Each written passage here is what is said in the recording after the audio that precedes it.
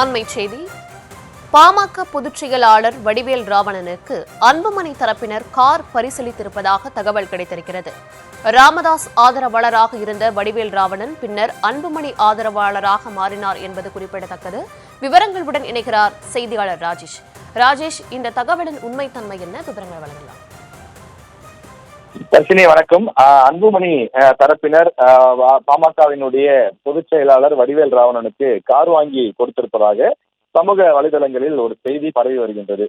வடிவேல் ராவணன் பொறுத்தவரையில பல ஆண்டுகளாக பாமகவினுடைய பொதுச் செயலாளராக இருந்து வருகின்றார். அந்த கட்சியினுடைய பைலாப்படி பட்டியலினத்தை சார்ந்த ஒருவர் அந்த கட்சியில பொதுச் செயலாளர் இருக்க வேண்டும் என்பது கட்சி உருவாக்கப்பட்ட போதே உருவாக்கப்பட்டது.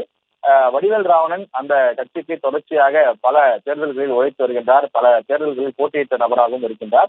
அவர் சமீபத்தில் இந்த கட்சி இரு பிளவாக மாறி இருக்கக்கூடிய சூழ்நிலையில் முதலில் டாக்டர் ராமதாஸ் அவர்களிடம் இருந்தார். பிறகு அன்புமணி தரப்பிற்கு மாறினார். அதன் பிறகு 2 தினங்களுக்கு முன்பு மீண்டும் தைலாபுரம் தோட்டம் சென்றிருந்தார். தற்போது 2 தினங்களாக அவரை காணவில்லை என்று நேற்றைய தினம் பேட்டியில் டாக்டர் ராமதாஸ் தெரிவித்திருந்தார். அவரை கண்டுபிடித்து தருபவர்களுக்கு 100 ரூபாய் பரிசளிப்பேன் என்றும் கூட நகைச்சுவையாக அவர் குறிப்பிட்டு பேசியிருந்தார். இந்த நிலையிலே அவர் கார் வாங்குவது போல ஒரு புகைப்படம் இணையதளங்களில் வெளியாகி இருக்கின்றது.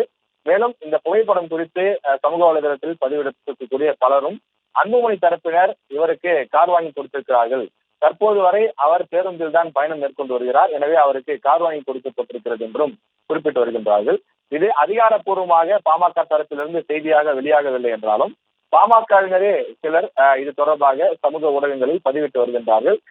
இந்த நிலையில பாமகவினுடைய பொதுச் செயலாளராக செயல்பட்டு வரக்கூடிய வடிவேல் ராவணனுக்கு கார் பரிசு, அதாவது அணிமாறிய காரணத்தினால் அவருக்கு கார் பரிசு வழங்கப்பட்டிருக்கிறதா என்ற ஒரு கேள்வியையும் எழுப்பி வருகின்றார்கள்.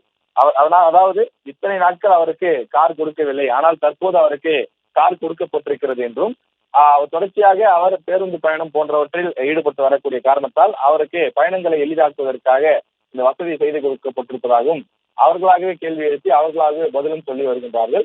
இந்த நிலையில் வடிவேல் ராவணன் காணவில்லை என்றெல்லாம் குற்றச்சாட்டுகளை பாமக நிறுவனர் முன்வைத்து வந்த நிலையில் அவர் டீக்கடையில் அமர்ந்து பேசுவது போலவும் கட்சியினருடன் அவர் பல்வேறு கருத்துக்களை பேசுவது போலவும் வீடியோக்கள் வெளியாகி வருகின்றது. இந்த நிலையில் அவருக்கு காரும் பரிசாக வழங்கப்பட்டிருக்கின்றது.